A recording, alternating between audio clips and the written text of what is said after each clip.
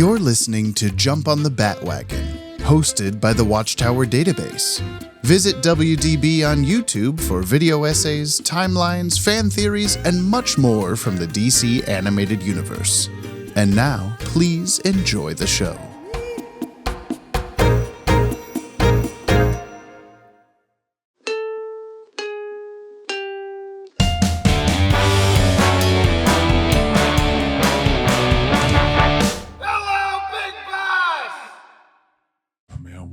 A Batman 2, a Batman 1, a Batman 2, a Batman 1, a Batman 2, a Batman 1, a Batman 2. Have you ever had a dream that sibilance? Have you ever had a dream that you wanted him to do you so bad you could do anything? You wanted him to do you so bad? That's what the kid says at the end of the thing. Is that what he says? That's what he's trying to get out of his mouth. He wants someone to do him. Well, nah, we're moving on. That's the part that people don't really think about or pay attention to. That's the part that you don't remember about that. Is that's what he's trying to get out. I don't love that. Have you ever had a dream that you wanted him to do you so bad you could do anything? I don't think that's what he meant to say. Well, he's very proud of himself at the end of it. I think he got it. I think he got out what he wanted to say, to be honest. I need a full-length documentary with like slow motion recreations of this. Yeah. But what about you? I mean, have you ever had a dream where, I've had dreams. Yeah. Yeah. That's good. Yeah. I mean, that means a solid sleep cycle, as far as I understand. But I don't know what that's like, so I can't speak to it. You've never had a dream? No, I've never had a dream. Let me tell you what it's like. Of all the things that me and Martin Luther King Jr. share, I've never had one of those. Can you imagine that, like in the background of the speech, you hear, "I have a dream." You hear some in the background, "I haven't." Yeah, it's Mole Man in the crowd. Yeah. What's a dream? I was saying Boorns, he says. Is it Mole Man or just Moleman? I think it's just Moleman. I've been calling him Mole Man because I've only seen it written. It sounds like it. I mean, that's the superheroifying of it. Mole Man. Yeah. Mole Man. He's just with the power to mole. To mole. He can have you molded before? No. Oh, do you want me to explain what it's like? I feel like my voice still. I don't think it's ruined in any way. It's just the I woke up half an hour ago kind of voice. And we're doing our NPR thing again. Do you like this episode? This is the worst kind of ASMR. This is episode 202. I need somebody who's a biologist to explain why human voices can sound like jackhammers. What's the other? What's the other? I'm James. Yeah, is what I sound like. This is my morning voice. Something Miley Cyrus meme. That's what I was trying to. Oh God! The journey is the part of the something or other. I can't fucking remember. You ever had a dream where you wanted him to do so bad he could do anything? I'm gonna press the fast forward button for the listeners. Thank you. Sup, Bat-Wags. Welcome to episode 202. Jump on the Bat-Wagon. I'm James from the Watchtower Database YouTube channel. I'm here to show my good buddy Brian. I drink milk. I'm not drinking milk. I purposely put non-dairy creamer in this coffee. You were there. You offered it to me. I don't like that you're trying to gaslight the listener like this. Okay.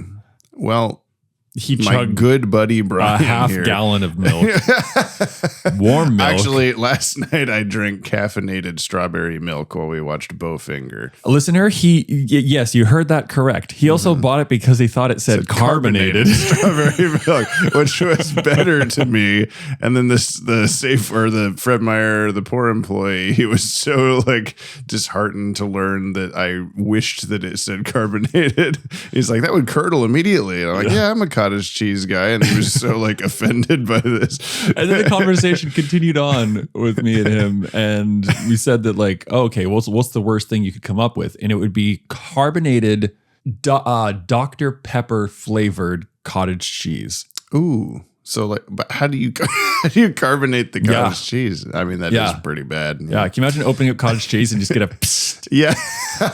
The gas releases. And then that would be a sign for botulism, actually. Every bite is spicy. It's like and Dr. Pepper flavored. Dr. Paper. Dr. Paper flavored. So he may view these shows the way human beings experience them in the far gone days of the 2000s. That's what we're doing here. What's your worst food you can imagine, listener? Yeah. What's your favorite racial food? Have you ever had a favorite food slur? I don't know. What? Have you ever had a food that you wanted to carbonate so bad you could do anything? Today is the first ever time that Brian watches the Batman Beyond episode Untouchable. Your prediction last time was this was some sort of bad guy that could wormhole travel. Wormhole, that's what it was. Yes. I said that was wrong. Yeah. It's a cool idea. You're always crushing my dreams. I know. You might have been thinking of that Spider-Man guy. Spot, have you ever not crushed my Have you crushed my dreams? At the time of this recording. Oh! Hold on, I have to go. Have you ever had a clock device that when you watch the clock the time? Rosie's eating the 27 in 9:27. There's a big dog on his phone. There's 2 dogs. Batman Beyond is streaming on HBO Max and available on DVD and Blu-ray, my dog. And if you'd like to follow along, you can head over to watchtowerdatabase.com/resources. Link is in the show notes. This first aired. Is it May? Yeah. Huh. Saturday, September 23rd, 2000 at 11 a.m. on Kids WB, immediately after our last episode, Shock to the System. Have you ever had a bee? Back to back. You're not listening. I am. Okay. Back to back. It's the last thing you said. Yeah. And I said, have you ever had a bee? And you ignored me. I had a bee? God, no. Jimmy, you don't get it. Never mind. I don't want to be, is what I sing. This aired number 41 and produced number 39 right before Where's Terry? The writer is Hilary J. Bader. The director is Dan Reba. Why isn't it working? There we go. The music is Shirley Walker. Strength. I don't, apparently. I did that time, yeah. The music, Shirley Walker. Animation, Coco/Dong Yang. Okay? I like that combination better than Coco. Now, I was trying to give you just Coco by itself. Yeah, Co/Co. I was trying to give you context for this aired right after Shock to the System. So like you're a little boy with your cereal sitting and you're like, wow, Static Shock, that just happened for the first time. And now you're going to watch this. I'm glad we're not watching it like a week apart. Yeah. Well, it would have been the most so far, maybe, appropriate time to just immediately watch the next episode for the podcast. Right? But we didn't do it. That's okay. Buy us a coffee, please, listener. Check out buymeacoffee.com/Yoppie, YOPPIE, linked below to send us a Yoppie beverage. Access some pretty shway exclusives like submitting episodes for us to revisit. We'll also give you a shout out in an upcoming episode. We'll plug your shit and we'll do a push up for every $1. So send us coffee for our health and your entertainment. Did you mean it's entertainment? Like the license plate yesterday? Yeah. You mean 518 backwards, 815 JTS. Yeah. It's today's Yoppie Bevs come to us from Zerd Games, who bought a Yoppie Bev. Big fan of the WDB channel and the Bat-Wagon podcast. Woo! Have some cash, you yops. If you want to promote my stuff, I have a YouTube gaming channel called Zerd Games. It's with 2 Ds, ZURDD Games. I mainly play superhero-based games along with other stuff I like, such as GTA 4 or Halo. Two Ds? Yeah, ZURDD Games. I'm working on a retrospective of the DCAU based game Batman Vengeance. Keep up the great work. Excited for Justice League. I don't know what that is. Brian doesn't know what that is. He's never heard of it or Batman Vengeance. Who's the league? I don't know. How many unders are they? Oh, no. What? Under the Justice League under the sea. That's how many they are. I assume there's like 1,000, 10,000, 20,000 leagues under the sea, and then there's Justice Leagues under the sea, which is like equivalent to like 68,000. It's so deep in the water we just stopped counting. Or like it's just Justice level. Justice. So I'm getting from this just is that ice Justice that low. Anyway, that's what happens, right? It gets so cold. I don't know if you can get ice under that much pressure. Probably not. Yeah. Like, the only way to find out that would heat back with the amount of water pressure above you. It would heat it up, so it couldn't get to 5 push-ups. Okay. There's not room in here. No, there's not. I gotta open the door. 1, kind of. 2, kind of. I will do 3, 5 perfect kind of. ones because I care about some games. 5, kind of. Thank you, Zerd. Oh, I forgot the R. Zerd. The evil Emperor Zerd. Zerd sworn games. enemy of the Galactic Alliance. Zerd Games. Zerd Games. Go watch our gaming channel, Zerd Games. Use these sound bites for your channel. Oh my God, it's Zerd. Zerd Games. Zerd Games. Zerd Games. Zerd Games. I was like, I'm locking eyes with Brian, like, get with my rhythm. I had another one in my head. It was kind of a little more like the Dance of the Sugar Plum Fairies, but Zerd Games. Zerd. What's that? I can't even think of how that goes now. Boom, boom, boom, boom. Zerd Games, Zerd Games, Zerd Games, Zerd, Zerd, Zerd, Zerd, Zerd, Zerd, Zerd, Zerd, Zerd,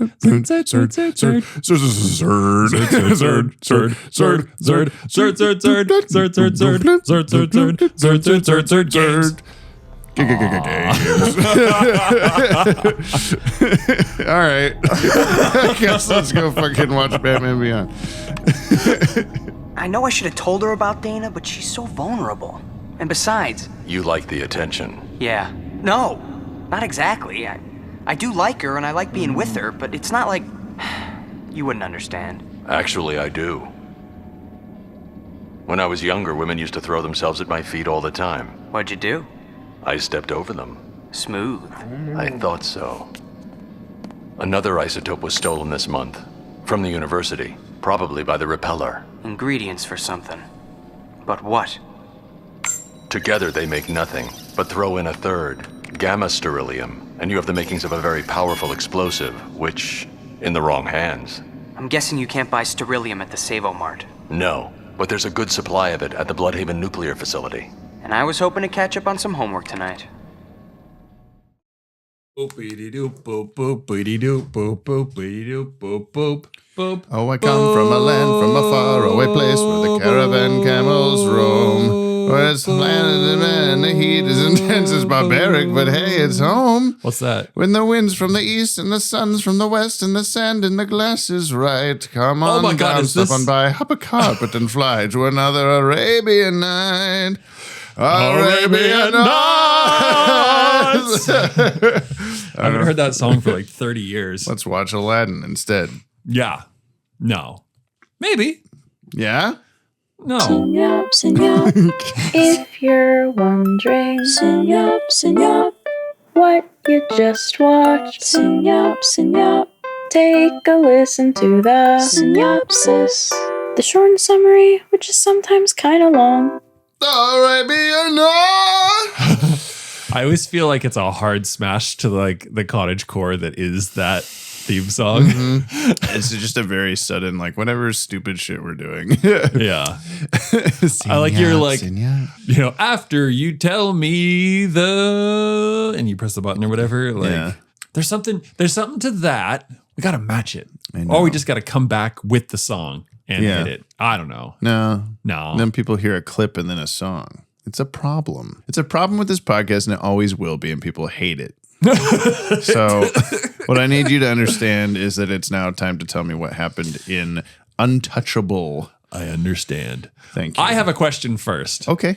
He's not Mr. Untouchable. No. We hear Bruce once say the Repeller. Mm-hmm. Is his name the Repeller? The Repellar. Did Yes. Bruce name him? I guess. Oh, I don't remember him saying that in the episode. I just knew that. When did he say that? in the episode. Ah, that makes sense. It was like 2/3 of the way through, and they're like sitting at the computer, and he's like, the Repeller, blah blah blah. Oh. And I was like, it's kind of funny that he gets defeated by a propeller. The propeller. How do you defeat a repeller? A propeller. Propeller. Are you we a like to repeller? pell things.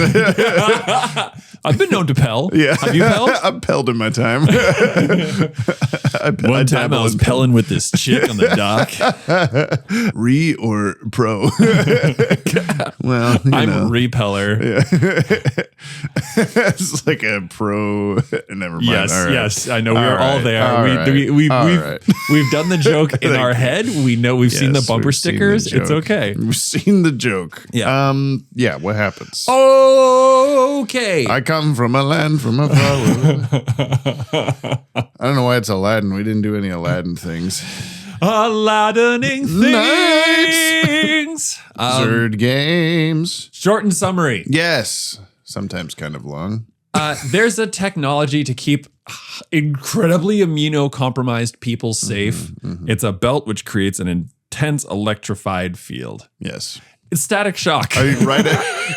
You're like, we just watched Static Shock, and then like a electricity man starts walking through the door, and you're like, we just did this. What are you talking about? Like, And it was like a cold open. Like we just start with like the coming bad up guy next. knows. The same thing. Yeah.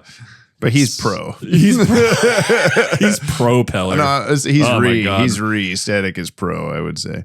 So they have these belts which keep immunocompromised people separated from the entire world with an incredible static shock field. Yes. And a scientist in the program decides that he's going to use it for evil. Evil. Where is it? It's Mermaid Man. Oh, yeah. Evil. He might as well have said something like that because his evil laugh was awful. You were like, that's his evil laugh. He's like, and then laughed. Just like the one time he can fly in the end. I don't think he ever does that again. He just goes like, and then just goes through the ceiling. I'm a bad guy, Batman. And you'll soon find there's no way to defeat me. Yeah. Like us just naturally laughing is more of a laugh. Can you do a less voice actor laugh? Can you like don't think about it, just laugh? Yeah. Like, oh, let me tell you a funny joke, and then it turns out that voice actor just laughs like that. So he's never heard a real laugh in his life. Yeah. He's like, I'm gonna make like a bakery tree and hull buns. It's very it's not funny, but the I think it's like the Creeper or something. It's like an old Adam Sandler sketch from like the 90s. Yeah. And what is it? It's like she laughs, I laugh. Yeah, I can't remember the exact line. Yeah, but, something like that. The Creeper, Jack Ryder, you say? Yeah. Anyway, so the guy Static Shock, uses it, stealing things. Yeah, the Static Shock Part 2. He uses it for. He uses it for evil. They're going to make a big like nuclear explosion or something. And it's up to Batman to stop them. Spoiler. What was he going to do? I don't think I ever really caught what the bad guy plot was. I guess like he was delivering an isotope to other bad guys we never see again. Right. And then doing other heist things. I Batman assume like stops when you talk about like isotopes, that is like how you make a nuclear bomb. Okay. So they're like hinting at the idea that you put these three isotopes together and like he's it's going to be get world more ending. stuff, but he's stopped. Okay. Yeah. So I was paying more attention to the Bubble Boy plot than the Propeller also, plot. Terry is once again friends. I do If you not have a significant I other, do pay not, more attention to them. No. The other side of it. He's doing perfectly fine. Yeah.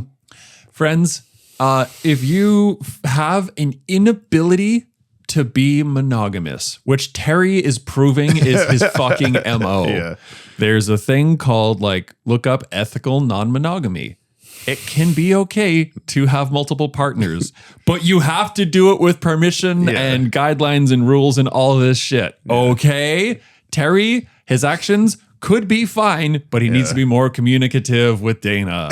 I was thinking last episode, Dana is like heavily featured in the intro to the show, like flipping her hair and dancing and stuff. Like, the love interest, but we like barely see her, and every time she's just pissed off that he's not he's paying like any hitting on attention. someone, a girl. Yeah. He's late to this date. He's making out with someone else in a different part of the episode, like all this stuff, and we're just like supposed to continue to root for Batman. We can root for him and realize that he's not a great partner to Dana. He's also a little boy. He doesn't know what the fuck to do. Yeah. Ethical non-monogamy, Terry. It's 2039 or something, or 2041 or something. Right? Have you even been to Oregon, bro? Yeah. Neo Oregon. Was that all that happened?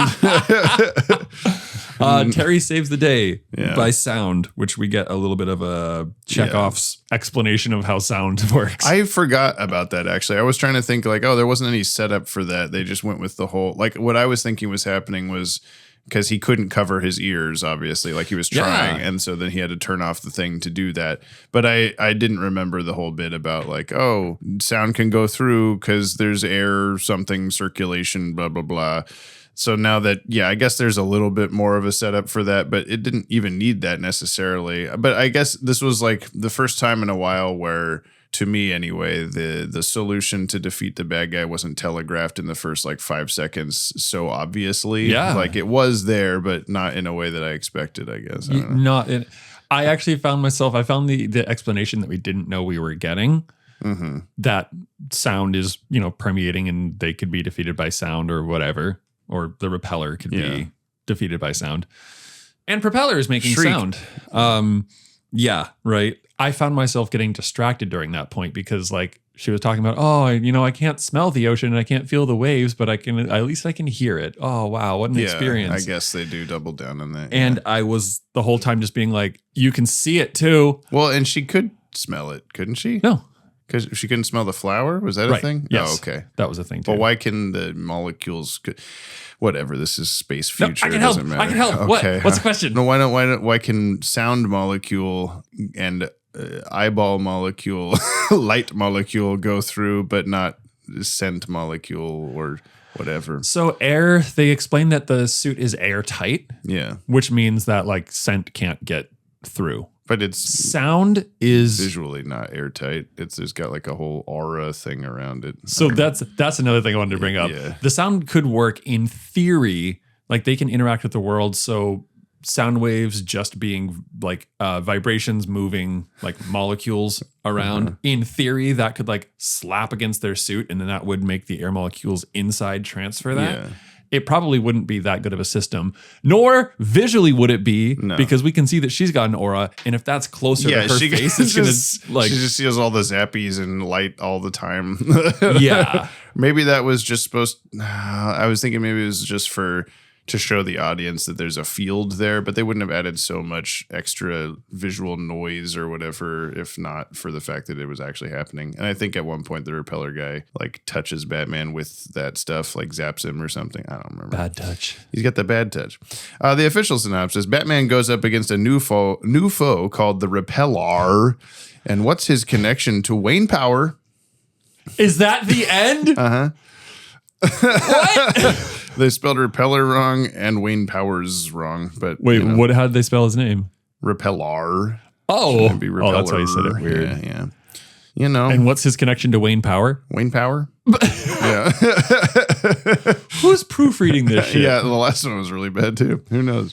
Wow. Yeah, I guess it was fine. This episode's fine. I thought it was a good episode. Yeah, okay. Yeah. I mean, I like the original bad guys. Like, I like them not just doing like the bad guy is like a teacher or random like thing. Like, there's an actual supervillain character in this, but it was a little bit Scooby-Doo-ish with the reveal of who it is. Like, yeah, it's not the guy you think it is that's a grumpy guy. It's going to be the other guy. And then when they reveal that that's who it is, you see the back of his head for so long.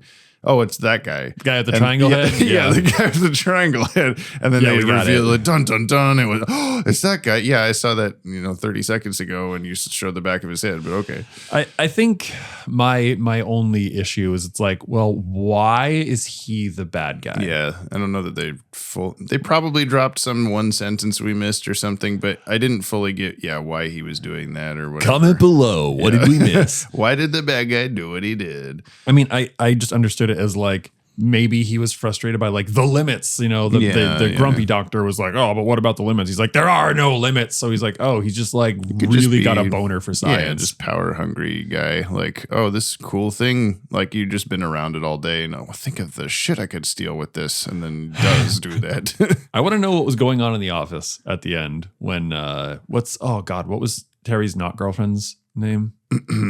Irene. Consult cast. Because I don't know. Yeah. Irene was like sneaking out to, oh my God, there's just so many. There are some issues there with her, like her like backup suit being in the But room. I don't. So when they originally show the room, It's not in there. it's not in her cell thing. No. It's outside of there. And I Yes. think that was still outside of there. You were saying it was in her the bubble box. The shot where he's like, oh, you're gonna have to sit in here and think about what Yeah. you've done. It like appears then. But she's looking at it. It looked like she was looking at it through the glass of her thing, like outside in the room. No, there's one where it's definitely within the Okay. bounds of the glass, Because it felt like, in like the top left of the screen. okay. So I was thinking like she had to leave her box to go Yeah, into no, that. it- And I'm like, that's the whole point is you can't do that. It jumped into her room at some unknown point, which is funny Stay in because- this room. I'm going to leave a means of escape in your room with you. Yeah, that's like putting somebody in like an underwater cell, like Yeah. containment unit, being Well- like, you sit here and think about what you've done, and there's just a scuba suit sitting on the Yeah. floor. Well, Like, maybe the just gonna suit leave was that? still outside of her box, but she held her breath. And as we all know, if you hold your breath, germs can't touch you. So. Like how there's Yeah. also, they show like a little boy playing with blocks and he's never seen again. He was in that same like chamber, like full room. Well, it looks like you're going to be alone in Yeah. here. What about the child? We killed him. But we don't see her like boyfriend man that shows up at the end. Ever. Yeah. So it's like, oh, this little boy also has rapid growth syndrome. He's like, we've known each other for a long time and I love him. He's my boyfriend now. And he's also 30 now. He was a 6-year-old yesterday, but now I'm really finding myself liking him. I think my least favorite aspect of this episode was the dialogue, and not necessarily how it was written, but how it was performed. I think like maybe it could have been an editing thing. It could have been a performance thing. I don't know. But like every conversation between Terry and Irene, consult the cast. I knew at that time, but I thought it'd be funny. Every conversation they have is like not timed correctly or something. Like, so she hands him the rose and he goes like, ow. And she's like, what's wrong? Thorns. Like there's not, I can't explain it, but the like space between their sentences was too fast. There was some other point where he said, like someone was disappointed and he like in a drop of a hat said like something wrong or something. I can't remember. I wish I had a good example. I was so distracted by it. I was thrown off. But it was just like not very well paced conversations between characters. I mean, there was a lot of dialogue in this one. Yeah. And I could see it like the way it presented, the way it set the world. You cut the dog's toenails for God's sake. Can't. Their quicks are so long. Yeah. Oh my God. I think there was a lot to lay out because I feel like it was like a pretty well fleshed out story for a 20-minute episode. Yeah. But yeah, there was a lot of words that had to happen. So I could see it being we can't cut that because we're going to lose this whole It was a meaning. pretty like dialogue necessary episode, I guess. Like it you needed to explain how the technology worked. You needed to explain what was going on with the scientists and the children. Immunocompromised people. But there was also, it kind of like made, like there was plenty of action scenes, but it kind of just made the whole thing feel a little less important or something. Like there wasn't any sort of big, like this is just a very side, like feels like a skippable episode or something in terms of like the bigger picture or whatever. Because I was thinking that the whole time we were watching this actually was, what if there was a version of this podcast where I like picked, there were 65 or 85 Batman episodes, Batman the Animated Series, and I narrowed it down to like 20 that you like had to see or something like that. Like,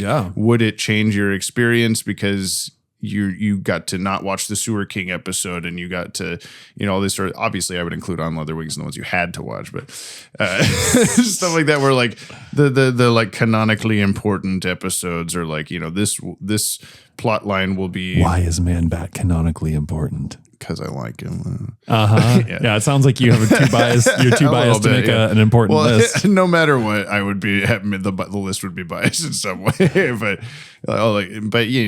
doing something like that. But like I think then the episodes in between the important stuff make the important ones feel heavier or better or gooder. I don't know. I don't think so. No. I don't think Anyway, so. what were Can we you talking please about? stop showing me the bad episodes?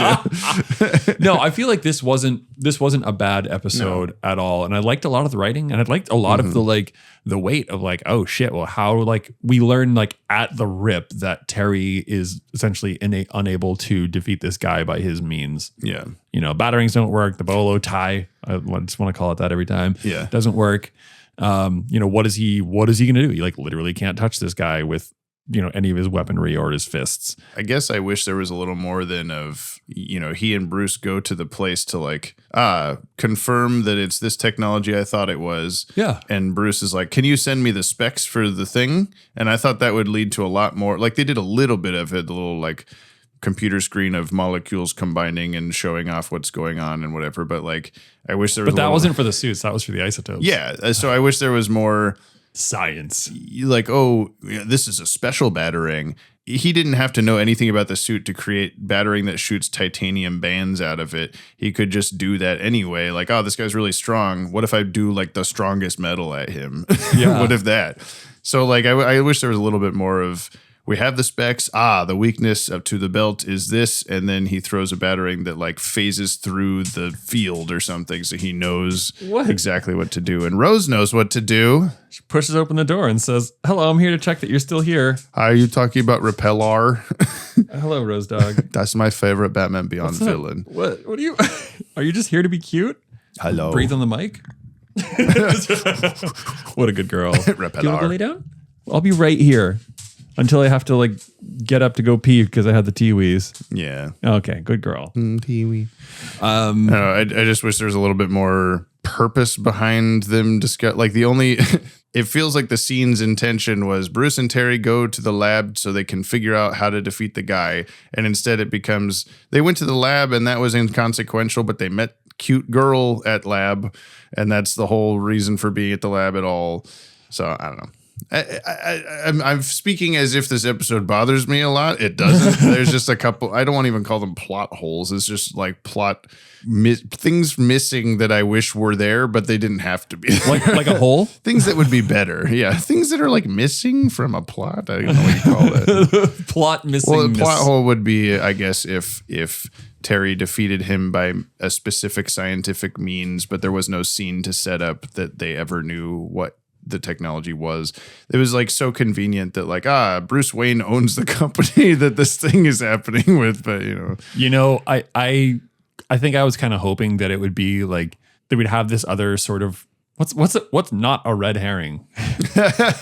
Like what's a thing like blue herring. Like when we a blue heron. Like when we hear about checks notes Irene being able to hear the ocean, and like that's like a significant like sound's the thing. I wanted the like there are no limits to be a like, oh, he actually like Terry is gonna make him like punch himself out, like there's not an infinite battery on this thing, or he's gonna push too much and like he's gonna titanium too much and like be like burn his suit out or whatever. Might be discovering how hard it is to write these episodes, because I'm also feeling like if you did this thing, then I would feel like if you Terry has to just figure out how to like phase a batarang through the aura so he can destroy the belt, and the belt will stop working, and then he can punch the guy in the end. But that's like been done to 5 other bad guys. So this was unique. This is unique. Yeah. I think if it was BTAS, Batman would have come out with a electricity sponge suit. Yeah. It would perfectly counter, and then Batman would break his arm and rip the belt off. Yeah. Big Superman condom suit that he walks out. Hi, how are you? We have a new review on Apple Podcasts I want to share with you. Wait, don't you have to give me the cats? I will. Okay. This is from Clone Yoshi. The yoppiest thing I've ever witnessed. The podcast of jumping on bat-themed wagons is a pretty good one. Hosted by Juicing Jam Time and Brother Broderick. These super sway, some may say yappy dudes, go through every episode of the DCAU in controversial Airdate order. Brian, a first-time watcher. James, a super fan. The dynamic and jokes are a great listen. Would recommend to any comic fan. Wow, that's a very good review. Thank you. Yeah. Holy shit. 5 stars. If you leave us a 5-star review on Apple Podcasts, you'll damn well hear it read on the show. I'm sorry, Yoshi, so do you write reviews for a living? Like that's that's solid. That's a well-written We're review. like propelling that review. Yeah. Propellers matter. God damn it. Thank you. Yeah.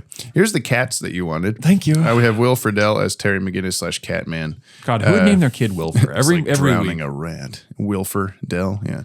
Kevin Conroy as Bruce Wayne. We have Getty Watanabe as Dr. Suzuki, which I believe is Repeller. Yeah. Previously, because there was this. He said Suzuki. And I was like, right. Yeah. What if The his car last name is Yamaha? Yeah. Previously, Principal Nakamura in Revenant, which is just the principal of Hamilton Hill High School that we see like one time. Oh. We have Joanna Holsey as Irene. This is her only DCAU acting credit and only acting credit at all. What? I went to her IMDb and it's one episode of Batman Beyond. This one, Untouchable. Does she have a profile picture, or is it the it's empty thing? empty face. Wow. Yeah. So I don't know what happened there. Maybe she face. did this and she's like, not for me. Or like, hey, you intern in the hallway, come in here. I don't did really pretty know. good. Yeah, it wasn't bad. I was knowing that I was listening for like, is it going to be a really bad performance? Or really like one note cardboard? No, it was fine. So I don't know. Miguel Sandoval as Dr. Blades, who was grumpy scientist we expected might be the Repeller, but he wasn't. He was previously Doctor Number 2 in Unity. We got Martha Kent here in the hospital, and she's full of alien slugs or something. And, we have Mendez, who is the fake protester in Ascension. So, Mr. Powers, you are destroying the fish. Look at all the fish. And then in the next scene, he's like, just kidding. I've been working with you the whole time. And Benny, the fat poker player in Once Burned, which, the Royal Flush Gang is coming to disrupt our poker game, and I'm scared of everything. That's what he said. Lauren Thomas, Dana Tan, Ryan O'Donoghue as Matt McGinnis, who actually had a decently funny scene of just like listening on the phone to all the vital information. And then he's like, who was that? I don't know. Just watching some Transformers movie or something. Takea Crystal Kama as Makeba. You want me to say all that stuff again? Yes. 5 times fast, please. That was the lady in the like warehouse full of volcano matter where she's standing there waiting for the isotope to be delivered. Yeah. She was previously Old Woman in Babel. So I have no memory of. I do feel like I need a little more information. Yeah. Like this little goon squad that he delivers the stuff to is just gone. we need that trio Yeah. to converse like twice through the episode. Yeah. And Because we don't know who they are. Yeah. Yeah, they didn't have any threat to them. And then the other one, Victor Rader Wexler as Muscles, was apparent. We don't get their names at all. They're Muscles and Makeba, I guess. Previously, Harris, a guard in Disappearing Ink. Do you think it's a Miriam? Makeba? Yeah, it's a probably Miriam Makeba. Makeba reference. Yeah, probably. But she's like a force for good. Yeah, well. Is it Miriam? Am I remembering that correctly? That sounds right. Diane? No, it's Miriam. Yeah. Hey! You got it. You got it. History. We know things sometimes. Yeah, the two of them were just there. I do like that they're like waiting in this factory of molten things, and then Repeller climbs out of a like barrel of magma as if he was just there the whole time. Like he got there before them and just hung out in there like waiting for, and they're like, I always have to make a dramatic entrance. Like no he didn't. But all right, It was the Rick and Morty bones in the vat of acid thing. yeah yes, it really was. There's just bits of Repeller floating at the top to seal the deal. Oh yeah, he's totally dead. You want to talk about your feelings? This is a lot. A little bit of trips here. In the commentary, Inside Batman Beyond, Meet the Series Creators, Alan Burnett mentions that he thought up the Repeller when he was 10 years old. What? It's a thing he was waiting to do, I guess. And this is what he did with it? This is what he did with this. He waited like 60 years to go like, here you go. The condition which Irene and her friend suffer from and which the ISO rings are designed to protect against appears to be primary immunodeficiency, which is a real condition, a weakness usually genetic in the immune system that leaves a person much more vulnerable to infections, which, yes, duh. Bubble Boy. Bubble Boy. And scientifically, while using the Bubble ISO rings, no one should be able to hear what's going on outside the field because sound requires a medium to travel. If the ring repels all matter, including air, no sound should be able to get through. However, if the field allows the airspace within to vibrate in response to sounds outside, it is possible the person using the rings could hear or sense sound to some degree. Yeah. Do you agree with this? Science man? Yeah. Without understanding like how the field works. Cause like, yes, if you have a vacuum, a solid vacuum with no connecting points, air molecules will not be able to shift in between it. But this isn't a vacuum. It's a force field of some sort. And if the force field is malleable enough, which we know it is, that she can pick up a fucking rose, then in theory, we don't know for a fact that sound pressure waves can't vibrate the air molecules inside. Because it doesn't have to be the same air for us to hear. It just has one air molecule bump into another air molecule. That creates the sound waves that we then hear. What are those big boots called that like goth people wear? Like big fat heeled boot. You know what I'm talking about? Just like platforms? Yeah, thank you. That's exactly what I'm trying to. Batman Beyond should have platform heels like a foot long to like store whatever rocket shit he's got to have come out of his foot. Like Batman's foot is like flush to the bottom of his costume and the rocket shoots out of it. What I'm saying is that I apply like a 10%, it's the future to these things and it doesn't really matter. Like the Repellar suit, yeah, we can be like, how does it work? But then at the same time, because future, we don't know. We haven't yet to discover Repellar, ISO ring, blah, blah, Like, blah. have you seen Project Hail Mary yet? We know a whole lot about different fuel in the future. I haven't. I know you haven't. So don't sell me things. Keen effects. Did you say don't sell me Jesus, things? what the fuck? Keen. I don't have Jamie pinky has strength. a weak pinky. Weak pinky. weak. Pinky. I like, there was some cool shot. Oh, it was Repellar holds up his fist and does a blast and it flashes white and like inverted for a second. Like you see his whole body with background and then there's like one frame where he's fully black and his hand is black and everything else is white and then it blasts the thing. Like it's a cool accent to the effect. Yeah. Just good art overall again. Well, in this episode. is kind of my problem is like the keenest of effects is like the whole episode. Yeah, you have to really look for it now. Like just like the light pulsing kind of vignette around the Repellar. Yeah. Like the bits of like kind of like lightning bolt shape electricity of yellow and blue that are kind of like constantly strobing and flashing around. Like it all looks really good. Yeah, but I think we've mentioned before, like if that effect was in a B-test episode, it'd be like, holy fucking shit, how did they do that? Yeah. This is the keenest thing. And then in this, it's like, that's happening all the time. Yeah. But it's also like they did good with it. Yeah, it's still good. It's still impressive. I just like in general, a lot of the facial expressions in this episode. Like there was a good like end of a scene fading out where it's just Bruce Wayne looking all, I'm suspicious of this guy. And you said, I like his craggly face. It's faded out.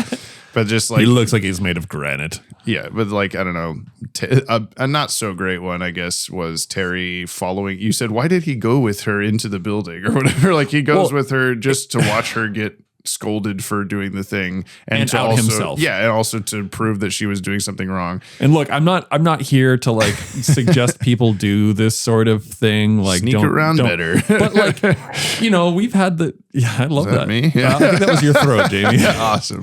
I don't love know that if for you've me. ever done the thing of like, oh, I'm gonna like sneak out and like hang out with this girl. You don't or, bring her back with you to say bye. You say bye and then you come back. Yeah, you say bye at the window as she like crawls back in or whatever. No, she crawls in the window, stands in the room talking for a while, makes sure you're okay, and then leaves. Yeah. And then that gives your parents plenty of time to go, hey, what are you doing? Did you you don't have to answer this, you don't want to. Did you ever like do the like sneak into a girl's window thing? Not in a time of my life that should have been necessary to sneak. Like it was more of a like, we're adults now, but the people, the like parents we still live with wouldn't have been 100% okay with it kind of a thing. There's one in particular I can think of was the like park down the road, walk through the woods, sneak through I this also window, did that, and also leave the next morning before sunrise because my dad gets up at like 5:30. Yeah, he would notice you're gone. I've never Well, snuck he out would of notice that I was there. I've snuck into a girl house. I've never snuck out of my house, I guess. I was a good little boy. I mean, you shouldn't have to. To go do things. Yeah, Oh, my parents to didn't go give a do fuck, things. and/or weren't there. So yeah. Sorry about that. yeah, did we cut all that? I think we cut to me saying the last bit. We'll just go, sorry about that. Plenty of keen things in the episode, but nothing that's like I was saying, B-Task would be like, wow, those headlights on that car, very memorable because the rest of the episode was kind of flat. And then in this, it's just like, there's just shit happening all the time. I guess I do really appreciate the smoke weirdly now in these more recent episodes. Jamie's really getting into tobacco these days. Yeah, I'm smoking a lot. The way that they're drawing morning voice the way that they're drawing the smoke. I drink good. 17 packs a day. Brian doesn't care about the smoke. He doesn't want to He hear what I have blends to his say. cigarettes. Let's do the Jordan. Let's do Jordan. That's what Hey, you said. music. Thank you. I was there. Sneaking into girls' houses. Now over to the musical minute for I forgot the name of the episode that I'm talking about. I think it's Untouchable. It has been a week. Okay. I really like, all the music in it. Not a lot stuck out. It was standard Batman Beyond badassery with cool grooves and lots of Yes. lots of that. It's always in there.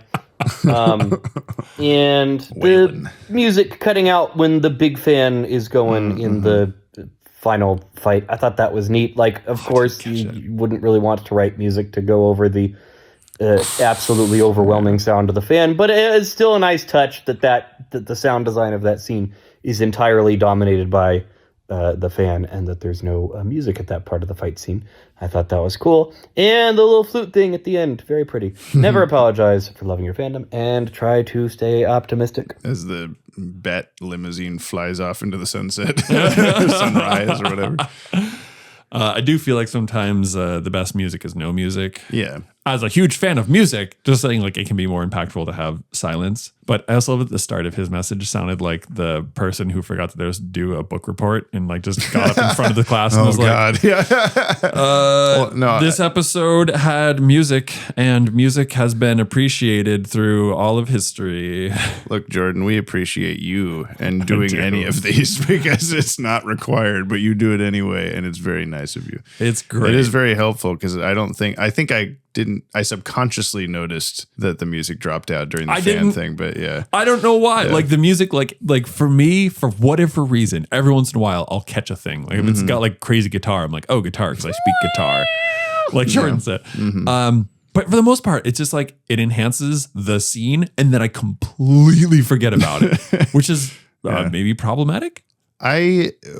Several things in the fan scene that I wanted to talk about that I actually forgot till just now, till Jordan mentioned them, is when Batman enters the room and that woman is like working and listening to music, and the thing just says like turbine status off. And my first thought was like, oh, they've already done this. In the Adam West show, there was like a thing where they hop in the Batmobile and it says like turbines speed. And in the Sega CD cutscenes, Batman jumps in the Batmobile and does turbines to speed. Like he does this. It's a reference. I thought maybe this was also a reference because I'm like, turbines. What other time would you say turbines? Because I didn't remember this was the ending scene was there's big fucking fans in there. I was just like, oh yeah. That's what this must be. And then when it did turbine status on, I was like, oh, this is actually part of the scene and what's going to happen. And yeah, you said like, oh, it's a good thing Batman is just fully aware of how that machine works in this place that he's in that he's never been before. He's so aware of how it works that not only does he understand what all the switches do, but that he can pinpoint where in the circuitry to throw a batarang that will turn it on. And then later throw another batarang under like heavy duress and carrying a villain to turn it off. I was thinking like when he shoots the batarang to turn it off and all he does is basically blow it up, which causes it to turn off. I was thinking like there's just as much of a chance that he blows it up and it's stuck on now. Or alternatively, he throws his first batarang and it just renders it unusable. It makes this it, is you like can't do it. This is like the very start when we had the Repellar getting the isotope from the 400 degrees C whatever. Maybe it was salt at that point. He like smashes Batman through a computer or something. Like a computer blows up in that big space. Wall thing. Yeah, and it's like I promise you that was necessary to keep that going. Why was it in what there? is now going to happen to blew that computer up? Where's the consequences? Well, it's not like McGurk. It's not like the hot stuff would stop being hot immediately. So, but like some warning lights start going off. You just like disabled a large port because again, like high like scientific things like that don't just have like, oh, this is the one that keeps the coffee hot. Yeah, only when you don't throw a batarang at it. This one's responsible for our internet memes. It's just a server bank on a wall. Well, then the other part was my cheeseburger. The other part made me think of. It doesn't feel very blatant, but this episode semi-steals a bunch of like past BTAS episode ideas. One being it'd be hard not to at this point. I know. Yeah, they have to come up. Good with guy things. fights bad guy. Yeah. But like specifics where I'm pretty sure in the Invisible Man B-Test episode, the like stuff that the Invisible Man wears on his body was property of Wayne Enterprises, and Batman goes there and like talks with the scientist about like, how did you do this? And then finds out how to defeat him. And that was sort of similar to this. And then also Mask of the Phantasm ends with like big fan at the World's Fair place sucking in the bad guy. And it's like sucking off the bad guy. Big fan sucking off the bad guy. Subtitle. And it's not like that was necessarily stolen from that or whatever, but I can see the Batman guys are sitting around a room going, what do we do now? Let's do this. Did we already do that? Maybe. Fuck it. Just do it again. It doesn't matter. I mean, what would you, like on the spot, you know that he's going to be defeated by sound. Well, that was the thing is you could you do just a different loud thing, but what is that loud thing? I don't know. Gimme. Was there something from earlier in the episode that could be used? They go to Cheesy Dan's and he turns up the volume on the rock and roll. I forgot we had a Dan's Cheesy Dan. Cheese Pit. That was. What if cheese becomes the insulator? Yeah. I can break through titanium, but I didn't account for cheese. Nobody accounts for cheese. Bruce Wayne back at the Batcave. Oh, I forgot this was the episode where he is a pretty iconic Batman Beyond line. The like, women used to throw themselves at my feet constantly. And what did you do? I stepped over them. It's smooth. I thought so, or whatever. Like he's all sad about it. But yeah, that's a pretty famous Batman Beyond scene. But I forgot it was in this episode, which is kind of like it's in a pretty inconsequential random episode. But yeah, also a little misogynistic. Though, well, sure. It's Bruce Wayne, Nice. Is he a misogynist? Well, I just mean his character's depiction, I guess, is a little bit like, yeah, all these like ditzy party girls were always trying to do me, and I would just be like, I don't have time for this kind of a thing. That's not necessarily I understand it's a metaphor. Yeah. Okay. Oh, you're smart like that? Yeah. You know stuff? Look, when he didn't physically step over them, right? I don't know if you understand this. Look, Terry, I'm kind of tall. I can walk over women. Women used to faint at my feet, and then I'd be like, that's weird, and I'd step over them. Just telling him a cool story about that. All right, where's Clayface? He's Repellar in the molten lava. Repellar. He just said, well, there's Clayface as soon as he stepped out of there. Yeah, as soon as he stepped over those women. Yeah. Clayface is always stepping. Clayface, the gay bad guy, is always stepping over. I mean, technically. A metaphor for the AIDS crisis. He's like, nope, no ladies here. Wait, what? How's that a metaphor? No, the Clayface himself. We've talked about this. Oh. They're like just stepping over those women. What fashion. Oh, boy. All right. Batman's usefulness. What did Batman do? Did he get a 10 or only a 2? I really gotta know. Tell me now. What is Batman's usefulness? Now. It's only fair that Cooney Phoenix isn't the only one we talk over. And Kimmy. Yeah. That's misogynistic of it. No, I'm just kidding. Batman was fine. Okay. He cheated on his girlfriend almost. He would have if he could touch her. He would have. Yeah, God, the way he said, like, I couldn't even touch her if I wanted to. Like, that did not help you at all, man. And do you want to? Because it seems like it. Look, Dana, I heard it's not a good idea to flash Mr. Wiener to the LA Laker girls. Yeah. Watch Bowfinger, everybody. It's a good movie. A quick aside, I am surprised how funny that movie was. Yeah. I just get happier every time that you watch it liking it. Because it's one of, Under no circumstance are you to show Mr. Wiener to the Laker girls. The Laker girls need to be taken down a peg or two. And seeing them on the bus and everything. There's a lot of good gags in that. To be fair, at that time, it was like all about the Laker girls. They did need to be taken down a peg. Yeah. Well, that's shot anyway, okay. Well, we're not talking about Bowfinger. Okay. Batman's usefulness. He did pretty good at the end figuring out do a loud thing. So I'll give him a 6.9. Nice. Pokey rose thorns out of 10. Okay. I don't know why you didn't do 6.7. Good response. Mm-hmm. I'm going to go significantly higher. Okay. I'm going to give him like a 9.2. Okay. Based on my understanding of physics, and if all he needed was this last isotope, like that's a bad time. I guess, yeah. He we're like he was getting on potential world saving. threatening, yeah. Yeah. 9.2. Oh, I should have thought of something sooner.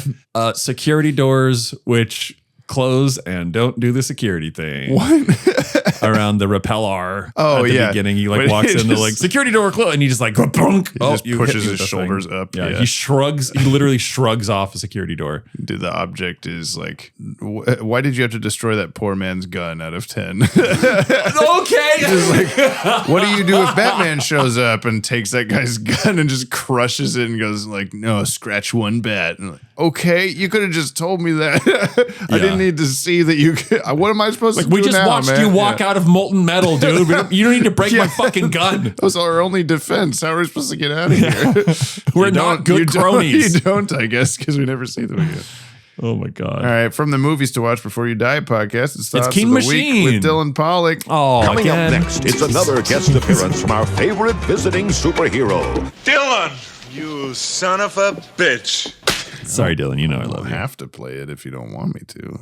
I just want more Keen. I don't want less Dylan. I just want more Keen. Yes, me too. Yeah. Here it is. It's time for the Thoughts of the Week from Dylan Pollock on Untouchable, or basically See Me, Feel Me by The Who. Thank you to the one person who got that reference. You're welcome. Batman rescues a family and takes off immediately, and I really imagine he would have messed that family up with the jets coming out of his feet because he's standing right next to them when he takes off. Also, Terry at one point says to Dana, I couldn't touch her even if I wanted to, and I'm no expert, but that's definitely not the thing to say to your girlfriend. Villain at one point says, like drowning a rat, and once again, I had to ask, is this a commonly used term? Because I never heard that before. No, I had the same I thought. literally Googled the definition, and according to Merriam-Webster, that is an idiom to describe a person who is very wet and miserable. So I guess I'm half a drowned rat. Anyway, Terry wins by once again deafening an Not the enemy, wet and I part. can't wait for the Shriek Suzuki team up. Yeah. Now, it's time for the question of the week. James' favorite part. Yes. If you had to give up one of your senses, which would you give up? Oh, no. Oh God. Did I ask that already? I don't think so. I- You tell me. I think you Anyway. might have. Okay. I love you. Bye-bye. Fuck. I don't know. I like them all. I got to see to draw. I got to hear to enjoy music. I got to taste food. I got to smelling is a lot of taste is smell. Yeah. So if you delete that, that's. I And then honestly, in my sorry, you want to finish here? Oh, well, what is that? The fifth one is feeling, and then the sixth one is seeing ghosts. I'd get rid of that one. I really fucking hate that.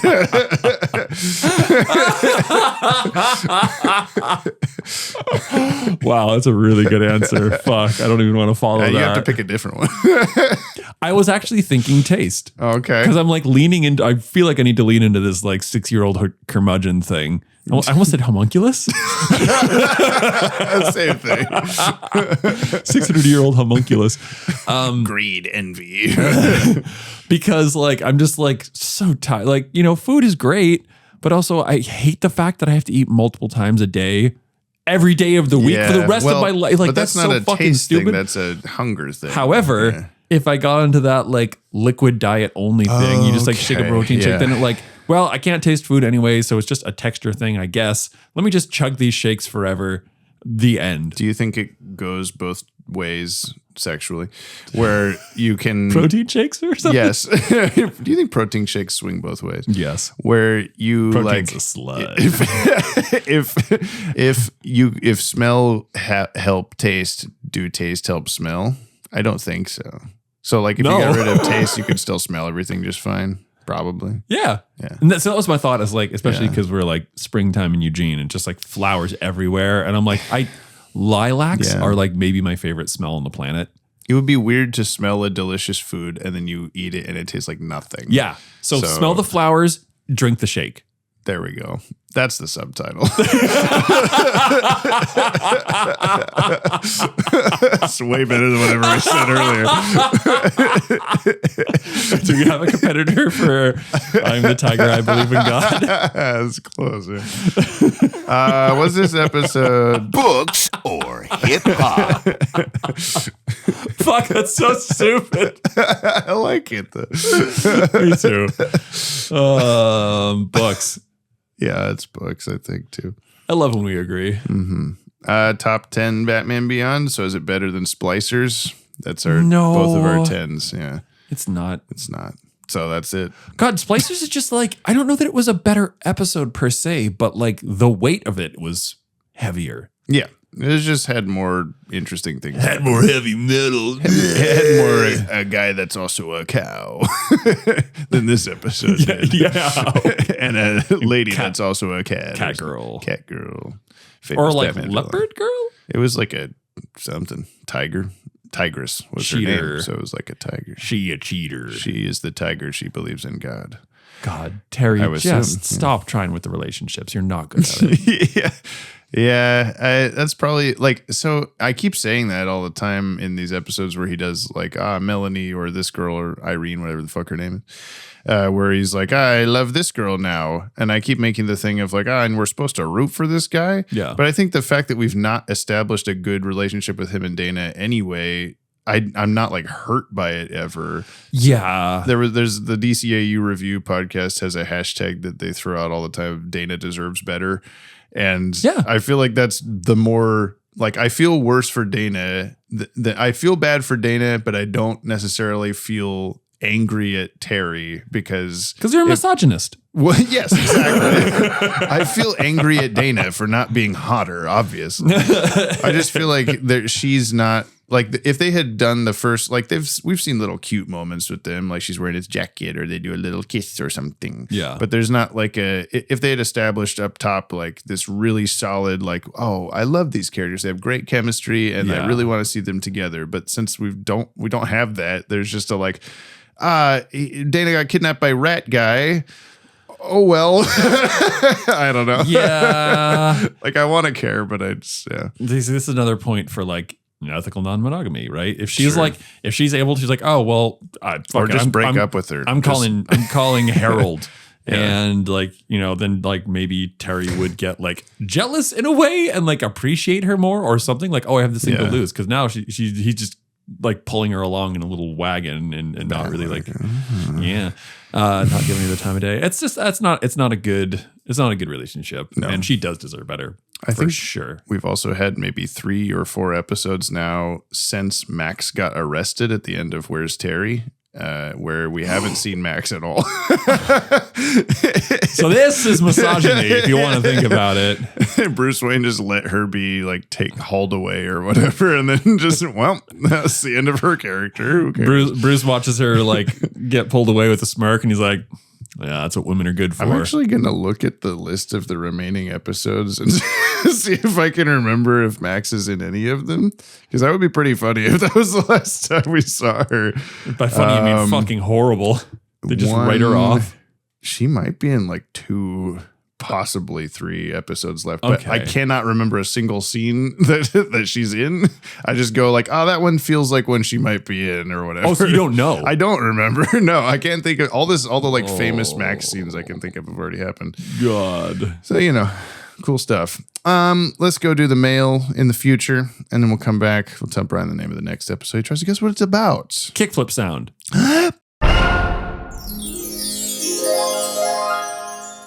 Uno dos cuatro, as Donkey says in Shrek 2. Ew, does he? Yeah, he skips 3. I think that's the joke. But are you looking forward to Shrek 5? It's in the works. It's coming. Shrek's got a teenage daughter. I would love it if you could like do the for all of us over 80 crew, put in the sound of like when somebody left the Skype call or whatever. You're like, are you excited for Shrek 5? Yeah. And there's just a pause. Are you excited for Shrek 5? Oh, that's what this is. I was like, why do I have a bunch of Who Wants to Be a Millionaire? No, not that. Oh, that's why. Yeah. No, I have a Shrek box set, which I haven't watched all of because it's got like Shrek 3D and some other Shrek thing. So I thought that Shrek 3D was just like Jaws 3D, where it's just, or Piranha 3D, or any of these that are like the third movie, but they just added a D to it. But no, it's its own separate like short film or something, and it just happens to be that you're supposed to watch it with red and blue glasses. We have Shrek 3D in Video Horizons, and then we also have some 3D glasses behind the counter. So if anyone ever randomly wants to rent that, we're like, you can technically watch it as intended. Here you go. Yeah, mine came with like 3 or 4 or 5 pairs of like Shrek branded 3D glasses in it. Ours are Happy Death Day 3D glasses. This is unrelated, but take these. Exactly. Amazing. I haven't seen Shrek. I think we've talked about this before, but I've only seen Shrek 4 on the TVs in Video Horizons when I used to work there, and I've only seen Shrek 3 in Spanish class in high school. So I've really basically never seen both of those. Okay. But I'm glad. I'm so glad that they're making a 5th one, because whatever the story was obviously left unresolved, and I need to know what happens next in the Shrek cinematic universe. Puss in Boots 2, Electric Pussaloo. Brian's just shaking his head. No one can see him this time. But that's a good segue into the first mail that we have. It actually is. What? But I'm going to tell you first, listener, if you want to reach out to us with a fire hand at the end of World's Finest Part 3, you can send a short-ass email, which is an email for your ass. I need to translate that. Or a 60-second voice message to batwagonpod@gmail.com, or send us a comment on YouTube or Spotify. But please don't spoil anything past this episode for Brian. We're getting into the important parts of the DCAU, and he can't get in spoilers. Please don't tell him. The segue was that this first is on Spotify from Jorno, whatever we decided it was. Says, what the frag? Brian has a face? This is from the Gotham Girls episode. I'm so I thought sorry. he was only an ancient spirit that sometimes possesses costumes to help in Watchtower videos. And then Shane had replied, I was fully convinced that James was going through a Fight Club-esque hallucination this whole time. Well, sorry to burst your bubble, but Brian is real. We did make a joke like a million episodes ago about like that I just go back and record a second voice like to communicate with myself. That'd be so much work. I'm glad that you're real. I'm glad that I'm real too, I guess. Sometimes, you should be. not this year. Oh, man. Lenola Colas just says, congrats on 3,000 subs to the Yoppie dudes on this channel. We, on the Jump on the Bat-Wagon channel, just got 3,000 subs like yesterday or something like that. Yeah, Are you so now serious? you owe me 3 pizzas. I bought you 2. I owe you one the next time we're in here. Every 1,000 Next time we're subscribers, together. Brian gets me a pizza. He's signed a contract. That's yeah. It's like 3,009 subscribers today or something. Thank you for whoever is doing that, because I don't get it, but whatever. Wow, look at that. 3K subbers. Oh my God. All we need is like 97,000 more, and we'll get a plaque for this channel. Then Brian can have a plaque. So hurry up. This is from Ellie Fernandez. Hey, Jiminy Cricket and BB Hood from Darkstalkers. I don't know this character, but I'm glad that people continue to come up with good ones. Ellie here with something not horny for once. I'm so excited for Static Shock, peak childhood DC show next to Batman Beyond. As you can probably tell by what. I'm totally BB Hood. Hell yeah. Who? Baby Bonnie Hood. Baby Batman Beyond Hood, Darkstalkers. Oh yeah, that's you down to the undergarments. Everybody who watched the video with on the Gotham Girls, where you can, Gotham Girls, I'm like Beyond Girls. What? Beyond We'll know Girls, that I look just like that. Girls Gone Beyond. As you can probably tell by now, I'm a big fighting game fan. Haven't quite caught up yet, so I sadly missed my window to mention this in a timely manner. But in shock to the system, David Vincent, who voiced Gangster Number 1, also happens to voice Law from Tekken and a bunch of other fighting game characters, who has my favorite line in fictional media ever. And there's an attachment that I will play now. I hate rich people.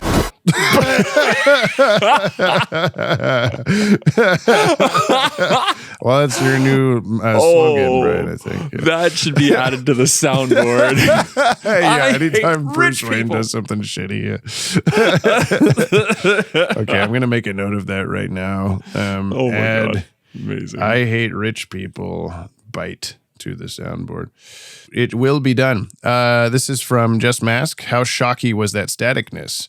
So I don't know if this is going to make it into the first episode of Static Shock because I was running really late and forgot what day it was. Damn it. And descended mail. But yeah, let's this was fun. Let's how shocky was that staticness? You said that. Okay, I got to confess something. I've not watched the episode yet. I just realized how late I was and I had to record something. Come on, it's already compromising my integrity on the podcast. My podcast journey so far has been not only listening and watching these new experiences with Brian and James and the whole community, but also expanding my physical media collection. I have to get this off my chest. Yes. I have not bought DVDs for Static Shock. I'm watching it on Amazon. I know, guys, I'm sorry. I can't help it. It's all that I got to do right now. I haven't bought the DVDs yet. No, please don't tell on me for barn stealing. No! I wish I got this barn thing. This is a Helldivers thing that I haven't played in so long. I'm sorry. I've been busy. You've been busy. It's fine. I will be there whenever. If you're like some like wayward like 6 a.m., you're like, Brian, wake up. Let's play Helldivers. I'm there for you. BB you up. BB from Hood. BB Hood from Darkstalkers. This is from Alex Burton. I'm a new listener by way of being boyfriends with Justin, aka this just in, aka that guy from Alabama, except we ran away to Kentucky together. Oh, okay, so now you're from Kentucky. We've been dating since early 2025. He told me about coming to Big Bus for the live show on our first date. That's cute. I had never watched any of the DCAU before, except for Teen Titans Go, because my sibs were the right age when it was coming out.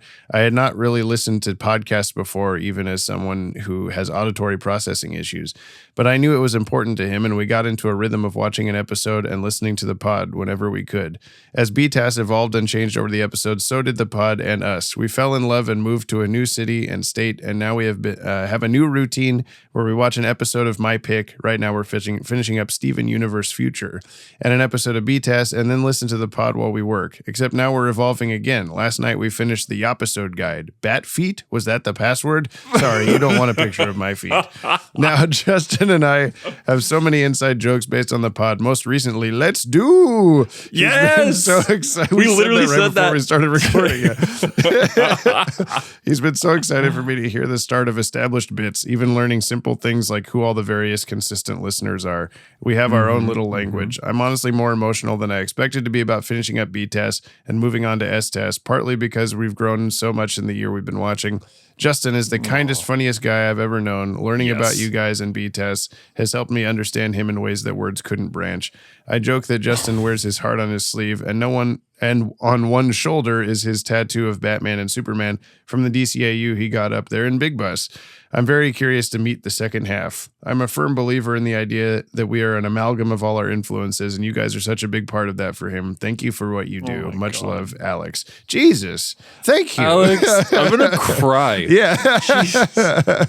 Why don't you send a love story while you're here? I'm also like 0% surprised because that's the thing that we've just been talking about Justin forever. It's just like, oh my God, remember Justin coming up? Like, how incredible was that? Yeah. And so sweet. I wish we had more time to spend together, but was happy for the little bit that we did. And I am, 0.0000% surprised that you seem to be also as awesome as a human. So, well, in addition, Alex included a drawing that he did based on the screenshot of Batman cracking his knuckles from Robin's Reckoning flashback, but it also says melt ice. This is amazing, and I think I need like a sticker of this or something. Honestly, let's be real here. There is a market within this community for an anti-ice Batman sticker. We just need available on all forms of merch. This is from Eric LeBeau, Untouchable, or I got nothing. This episode was boring, predictable, and I'm hungry. Honestly, at this point, the only thing that could help salvage Terry's relationship with Dana is if he had a big tattoo of her name on his neck and a t-shirt that said spoken for. Until next time, Bat-Wags, keep calming you up on. Hey, Kronk, how are the spinach puffs coming? Saved them. Good, I cannot get enough of your cooking. You know, Kronk, I've been meaning to ask you, you're a model minion. Why would you want to go on a villain exchange program? There a problem with your boss? It's just feels like we're in a rut. It's always pull the lever, Kronk. I guess the monotony would get to you. You ever thinking up pulling the other lever first? Yeah, that's what I'm talking about. It's always the other lever. What are the odds? Huh. Wonder how Croc's doing with your boss. Pull the lever. Wrong! If it's anything like here, probably not well. You got to admire his spirit. I guess. Want to go watch Full Metal Alchemist? The production I'm quality, here for this. I love the listener, you know? Me too. And I also wish I mean, as much as I love all that, the production and the lore building, I kind of wish they just ended with that first sentence. What? Which one? Like this episode was like boring and and I hated it. and that's then it. just like the end. I do appreciate the Freakazoid transition sounds also there in the Yzma segment. Oh my God, is that what that was? Is that why it was familiar? Yeah. Jamie, I was thinking today that we need to get back into the habit of that. I was thinking that like every day. Ashley Tutchin says, welcome to the next phase of your DCAU journey, Brother Brick. I loved Static Shock as a kid, but just as with Zeta Project, I was unaware of its DCAU connections until much later, and it was years before I learned that Static was actually a comic book character. The history of Milestone Comics, its foundation, and its heroes is fascinating, and coincidentally, DC just recently released a new Milestone special that seems to be hinting at something new for the characters in the DC comic book universe.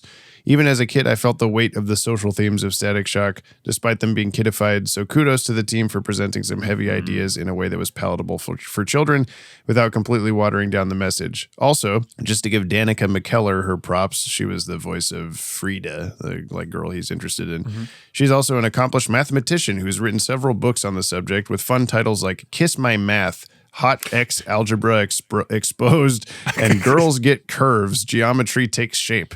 More importantly, she was in two of the most iconic episodes of How I Met Your Mother, so there. I did not know the math book thing. That's really good.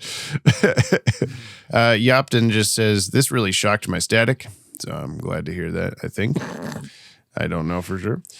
Brian's biggest fan writes in, says, hey, Rosie? buddy.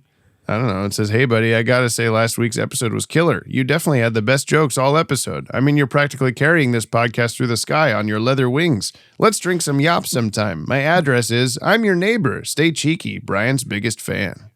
Who the fuck do we think this is, Brian? I have honestly no idea. What is the email address? Oh, it's Brian's biggest fan at gmail.com. Is this upsetting or cool? You're very confused. I want it to be Kimmy because she's basically my neighbor. Someone that lives across the street that's now listening to the podcast because we talked too loud out the window while we're recording and they heard the name of it. I doubt it. I used to work with my neighbor on, you know, the layout of my house, Jamie. The neighbor's on this side with the two like larger white barking dogs. Yes. I used to work with him. He's cool as hell, but like we don't talk about things ever. We're just like, we're one of those like, oh, you're going to work, I'm going to work, wave goodbye, that's it. Is this real? Is this real? I don't know. I mean, the email was real. Maybe they just want to put you in a state of uncertainty and anxiety by telling you that, hey, I'm right next to you. Don't even worry about it. It's that when I get a photo of myself playing Helldivers through the office window at night that I'm gonna freak out. From Brand's biggest fan. Yeah, but don't do that, Brand's biggest fan.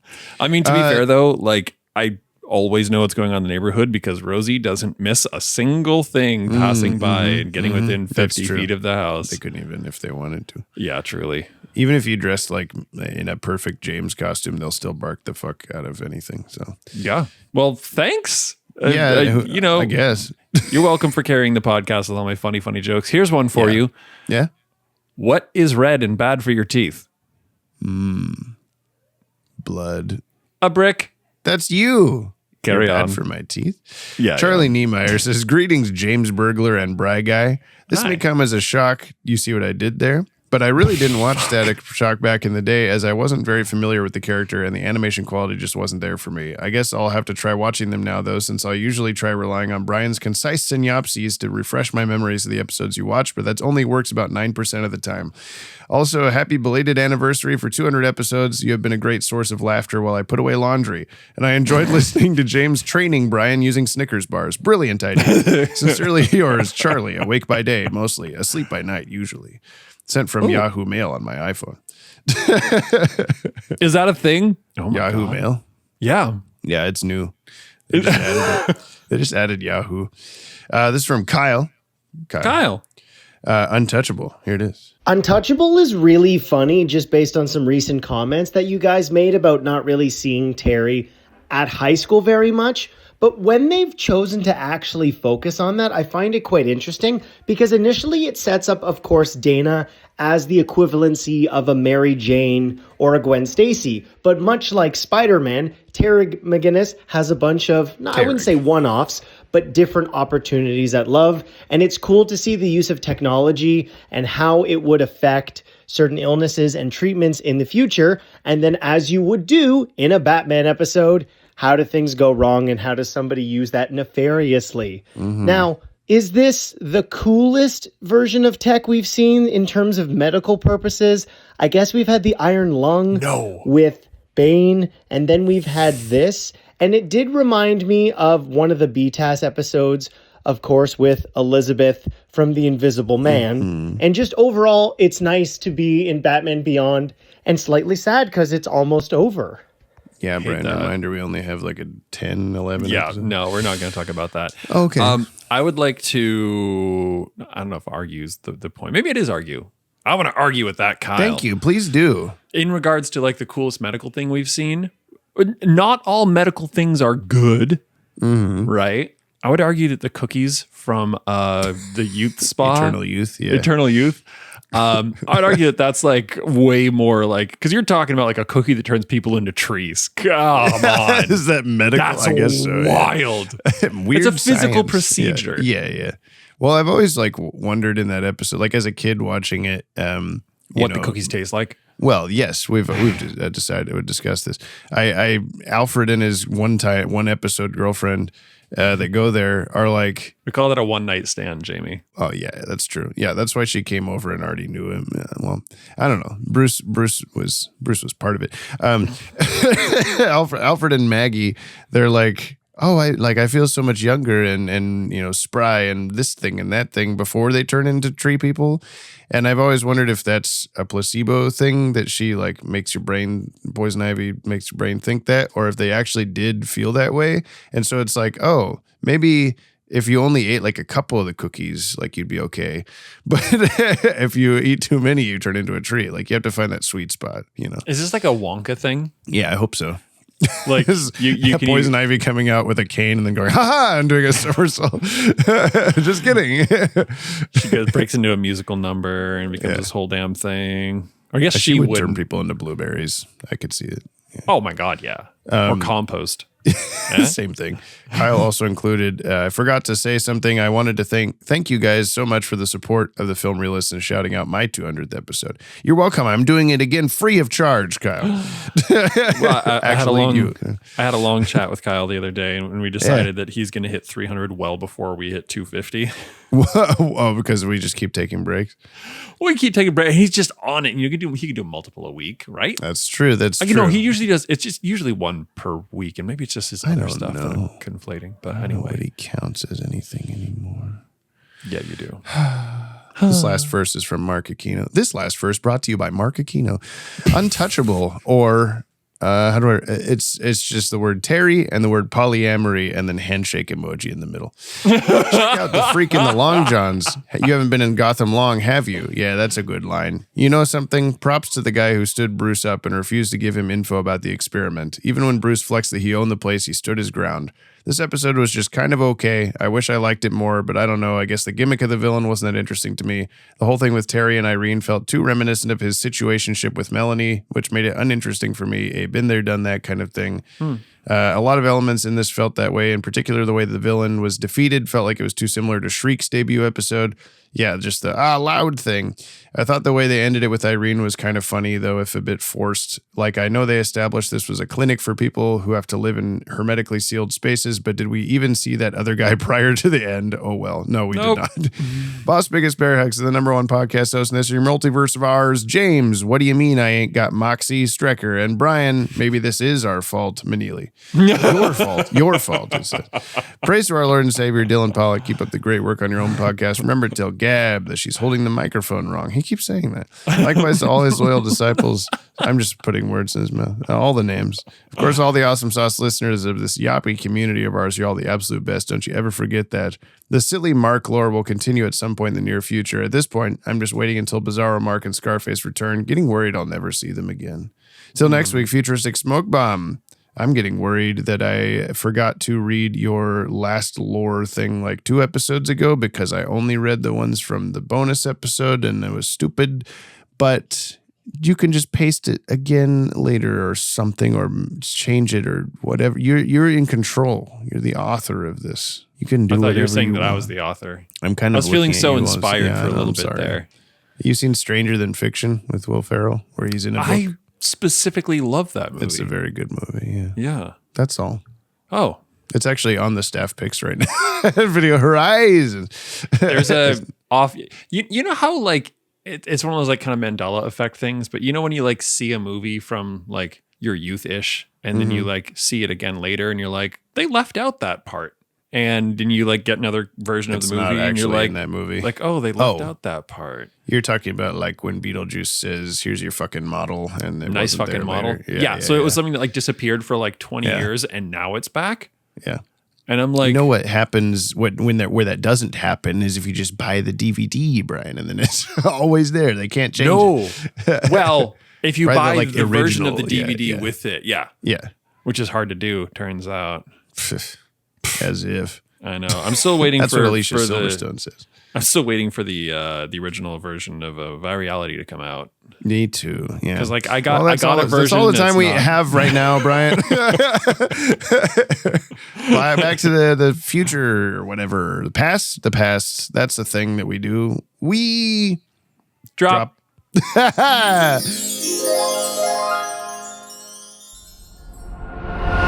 Bam, Tony Hawk.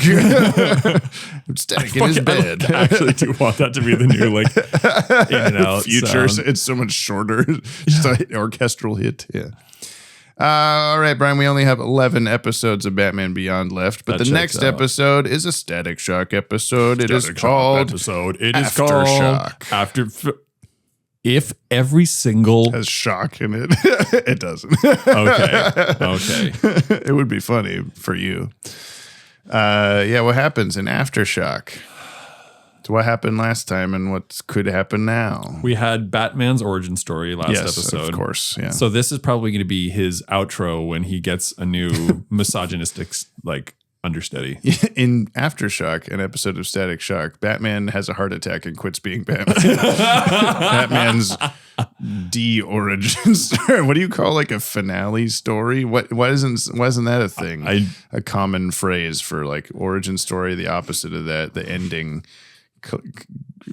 climax. Batman climaxed in this episode. He tried to. He wanted to. I'm spelling but he that couldn't wrong. even if he wanted to. Antonym for origin story. Origin. I can't just do origin. Spell. Porigin.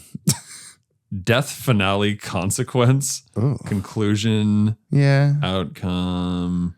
Income. Progeny. What's just origin? And we'll just add story. That is for origin. Termination. Yeah. Batman's termination story. I like death/extinction. I like termination story. Let's start calling it that. Okay. Rebirth, that sounds like death, though. Yeah. Like that's a little too. Arnold Schwarzenegger appears from the future to kill him. It's just termination story. Okay, so actually guessing. Yes. Aftershock. Struggles of Static trying to learn his powers. Okay. In conjunction with probably fighting F-Stop. Yeah. I like how you're going to remember that guy's name because it's camera thing. Yeah. And hate it. Fire. Hate it. You hate it. I do. Wow. What is well, you're talking about like stopping down or not exposure, the fucking aperture. Yeah. I guess that's slightly fire related. I kind of doubt that that's a purposeful term. Like they named him that because camera thing and light or whatever. But I guess fire. I don't know, man. No, I don't know. I can't make the connection. It's okay. Well, that's the show. Thank you, Brian. Thank you to everyone listed in the description for their musical themes and help in making this podcast as yappy as it can be. Please go check out their stuff. Half those people in the list have their own podcasts that you should be listening to. Yeah. And thank you, of course, to you, the listener, for listening. We'll see you next time for Aftershock, where Batman dies. And don't forget to check out Zerd, Zerd, Zerd. Zerd, Zerd, Zerd, Zerd, Zerd, Game Games. Zerd, Zerd, Game Games. Zerd, Zerd, Zerd, Zerd, Zerd, Zerd, Games. We did it.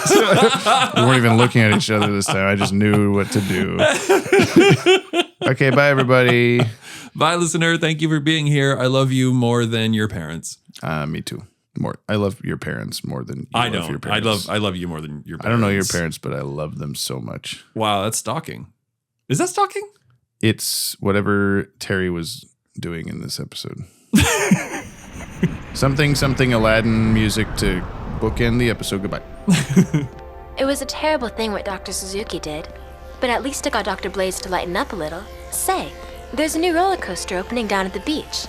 You want to go with us? Listen, Irene, you probably don't want to hear this, but my friend Dana, she's more than us. Come on, Irene, we're gonna be late. Be right there, Larry.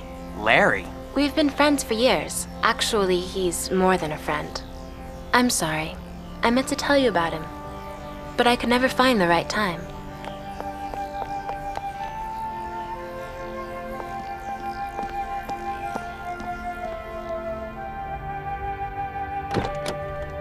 So how'd she take it? Better than I thought.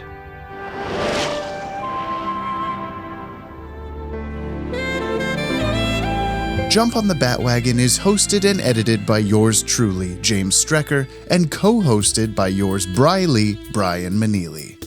This podcast is brought to you by the Watchtower Database, your one-stop shop for all things DC Animated Universe. To send us a Yoppie beverage, nab some sick show merch, or support us on Patreon, you can visit the links in today's show notes. And thank you very much. Please leave us a 5-star review on your app of choice and follow us wherever you listen to never miss a new show. And we'll see you next episode, same PP time, same poo-poo channel.